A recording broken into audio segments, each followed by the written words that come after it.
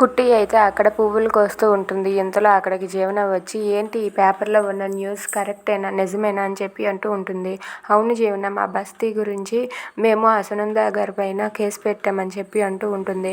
అది విని జీవన అయితే ఇలా అంటూ ఉంటుంది, అయితే అది సంగతి, మీ బస్తీ గొడవ గురించి మా అమ్మ మీతో మాట ఇచ్చింది కదా, దాని గురించి వాదిస్తాను అని చెప్పి, అందుకేనేమో ఆ సునంద గారు మా అమ్మని జైలుకి పంపిస్తానన్న కండిషన్ పెట్టారు. నువ్వు కానీ ఆ బస్తీ గొడవ నుంచి తప్పుకుంటే సునంద గారు మా అమ్మని క్షమించేస్తారు. సునంద గారు అయితే మా అమ్మను వదిలేసి విత్డ్రా చేసేస్తారు కేసుని అని చెప్పి అంటూ ఉంటుంది. అది విని కుట్టి అయితే, ఏం మాట్లాడుతున్నావు జీవన, దానికి దీనికి సంబంధం ఏంది అని చెప్పి అంటూ ఉంటుంది. అవును, సంబంధం ఉంది.